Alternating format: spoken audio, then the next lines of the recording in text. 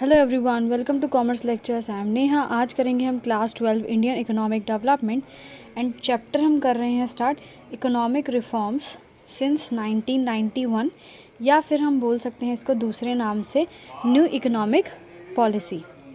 And guys, अगर ये notes चाहिए तो डिस्क्रिप्शन में लिंक मिल जाएगा, वहाँ से आप नोट्स डाउनलोड कर सकते हैं। तो देखते हैं, सबसे पहले ये जानते हैं कि इकोनॉमिक रिफॉर्म्स क्या चीज़ होती है। इकोनॉमिक मतलब इकॉनमी से मतलब आप समझ रहे होंगे। रिफॉर्म्स यानी चेंजेस। हमारी इकॉनमी में, हमारी इकोनॉमिक पॉलिसीज़ में कुछ चेंजेस आए थे, बस वो चेंजेस हम इस वीडियो में आज पढ़ने वाले हैं।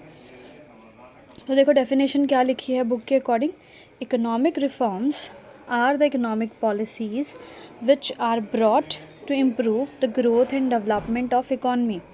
यानी हम इकोनॉमिक रिफॉर्म्स को क्या बोल सकते हैं, एक तरह से इकोनॉमिक पॉलिसीज़ बोल सकते हैं। हमारे देश के लिए कुछ नई पॉलिसीज़ आई थी, और वो किस लिए लेकर आए थे हम, ताकि हमारे देश की ग्रोथ और डेवलपमेंट हो सके अच्छे से। हमारा देश बहुत पीछे जाता जा रहा था, जिसकी वजह से ज़रूरत पड़ी कि कुछ नई पॉलिसीज़ लेके आई जाए। देखते हैं, इकोनॉमिक रिफॉर्म्स जो है इंडियन गवर्नमेंट लेकर आई थी। कब लेके आई थी? 1991 में लेके आई थी। और वो कौन सी पॉलिसीज़ थी? Liberalisation, privatisation, globalisation. ठीक है, चलो आगे बढ़ते हैं। नीड फॉर NEP और इकोनॉमिक रिफॉर्म्स।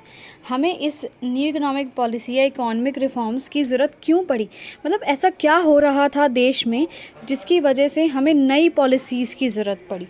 तो सबसे पहली चीज़ है कि हमारा फिस्कल डेफिसिट जो है वो बहुत ही बढ़ता जा रहा था। बात ये है कि फिस्कल डेफिसिट है क्या चीज़। देखो, जब क्या होता है, गवर्नमेंट का एक्सपेंडिचर एक्सेस यानी बहुत ज़्यादा हो जाता है रेवेन्यू से, मतलब गवर्नमेंट खर्चा बहुत ज़्यादा कर रही है, गवर्नमेंट को रेवेन्यू यानी अर्निंग्स नहीं हो रही है, तो क्या होता है, गवर्नमेंट को बाहर से पैसा बोरो करना पड़ता है, यानी लोन से या कहीं से भी उधार पैसा उठाना पड़ता है। तो यही होती है फिस्कल डेफिसिट। ठीक है, अब फिस्कल डेफिसिट के लिए गवर्नमेंट ने क्या किया, लोन लिया, एक तो इतना बड़ा पैसा उधार उठाया, और ऊपर से उस पर ब्याज भी दे रही है गवर्नमेंट। तो देख लो कितना घाटे में चला जाएगा हमारा देश, है ना। करोड़ों में जो है इंटरेस्ट भी लाखों करोड़ों में जाएगा।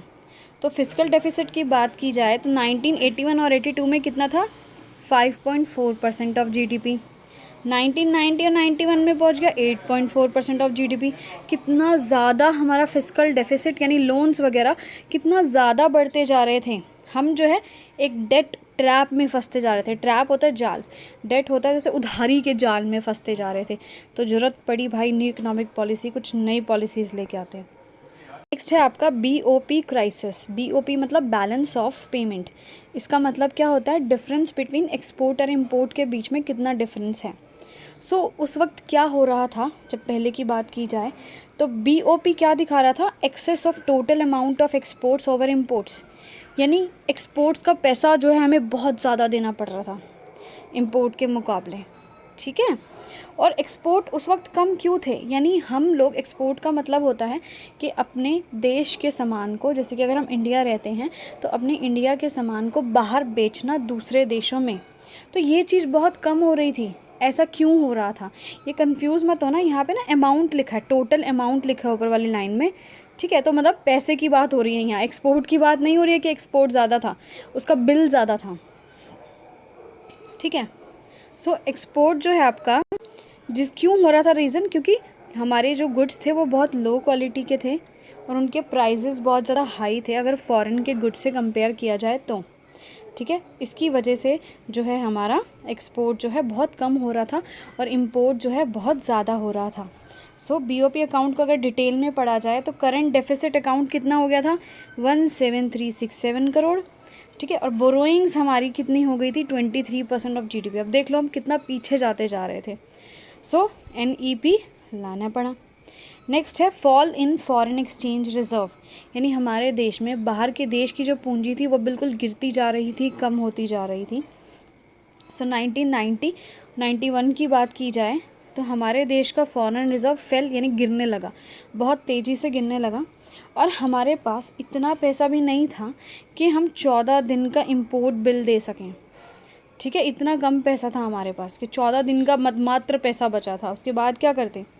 सो फॉरेक्स रिजर्व के डाटा की बात की जाए तो 86-87 में कितना था? 8151 करोड़, और 89-90 में कितना हो गया एकदम से? 6252 करोड़ रह गया। सो गवर्नमेंट को क्या करना पड़ा? Government had to mortgage countries gold reserves with the world bank to discharge its डेब्ट ऑब्लिगेशन। गवर्नमेंट को अपने जितने भी गोल्ड रिजर्व हैं मॉर्टगेज यानी गिरवी रखने पड़े वर्ल्ड बैंक के पास, ताकि वो अपने उधार चुकता कर पाए।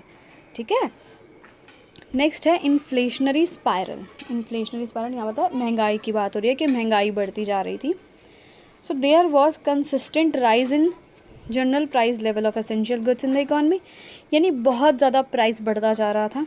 ठीक है, poor and marginalised people did not have enough access to food.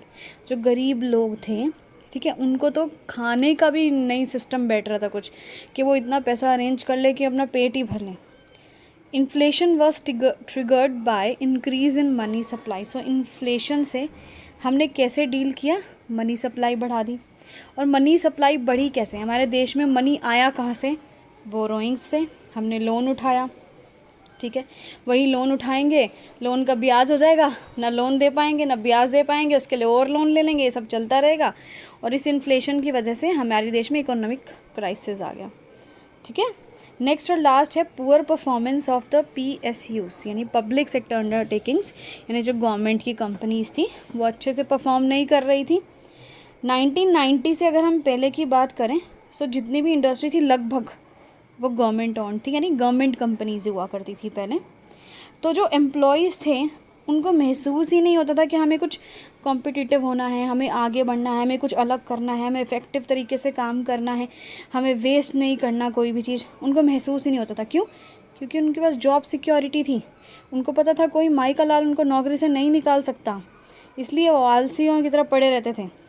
सो जो पब्लिक सेक्टर एंटरप्राइजेस थी उनकी परफॉर्मेंस जो है बहुत ज़्यादा डिसअपॉइंटिंग होती गई, बहुत ज़्यादा लॉसेस उनको होते गए। ठीक है, ह्यूज लॉसेस, बहुत ज़्यादा ह्यूज, मतलब बड़े ज़्यादा गहरे गहरे लॉसेस होने लगे। और क्या था? आपका इनएफिशिएंट मैनेजमेंट की वजह से। मैनेजमेंट अच्छा नहीं था, जो ऑफिसर्स थे, एम्प्लॉयज़ थे, वही अच्छे नहीं थे। वो अपनी पॉकेट में पैसा ज़्यादा डालते थे, कंपनी में कम करा करते थे खर्चा। इसी की वजह से कैसा हुआ। So thanks for watching this video, please like share and subscribe.